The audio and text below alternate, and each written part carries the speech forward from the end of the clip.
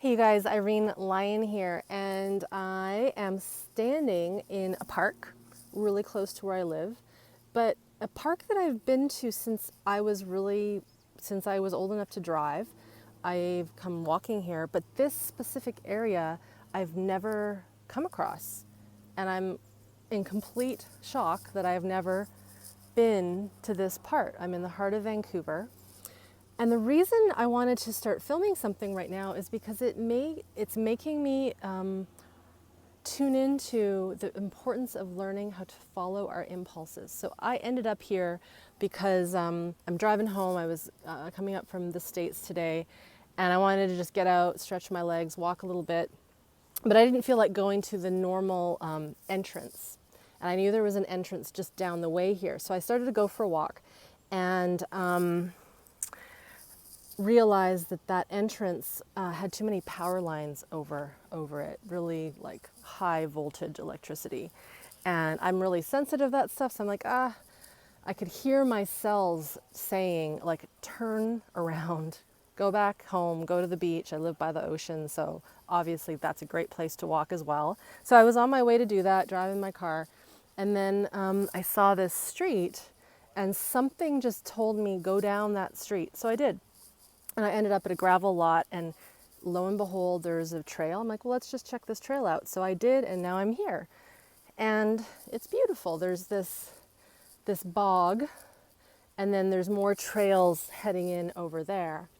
But the thing that's interesting with this is that many people would have ignored that impulse, that desire, that it's not even a thought. It's just this literally like something inside of you says, go this way.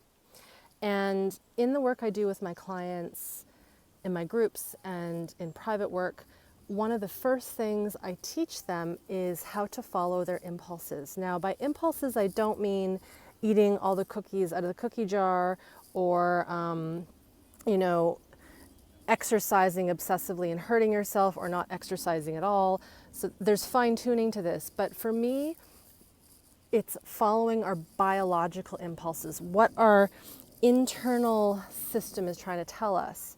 Now here's where it gets tricky.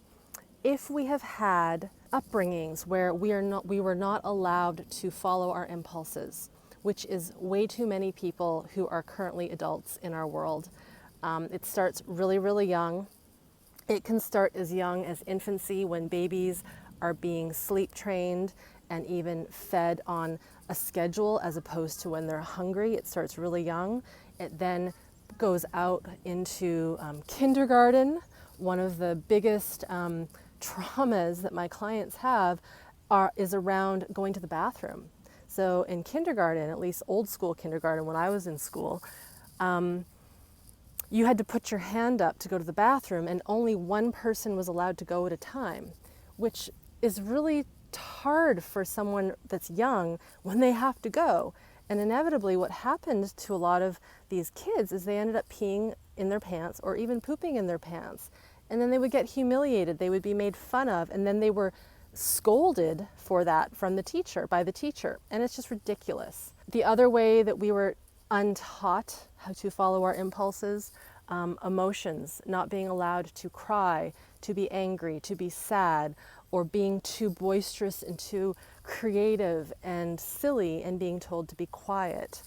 What's interesting is there's even research that shows that children who were raised in the adage of children should be seen and not heard, those people grow up to have a higher incidence of autoimmune disease.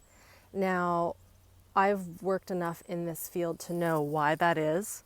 It's because when we don't express and put ourselves out there through our emotions, through our words, we repress a lot of energy, a lot of toxicity, and over time that builds. This stuff doesn't just heal on its own. It creates a situation where the body attacks itself, which is autoimmune disease. So so this isn't just for someone who is really in chronic illness. It can be. It could be for someone who is lacking the creative juice, the creative energy. And One thing that could really help be is to start to listen to your biology, start to listen to when is it that you feel that you are thirsty and actually drinking water? When are you hungry and listening to that? When are you full and listening to that, as opposed to, continuing to eat when you've reached that hunger satiation. How often do you feel urine in your bladder needing to be expelled, or you need to have a bowel movement and you hold it in, you literally clench your body and suppress that need to expel? We've really trained human beings to not express their impulses, to not follow their biological impulses.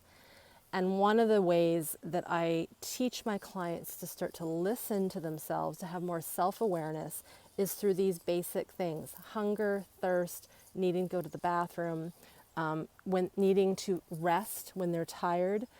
That's a trickier one for some people, especially in our day and age where we have to work and provide for our families, so that gets a little dicey.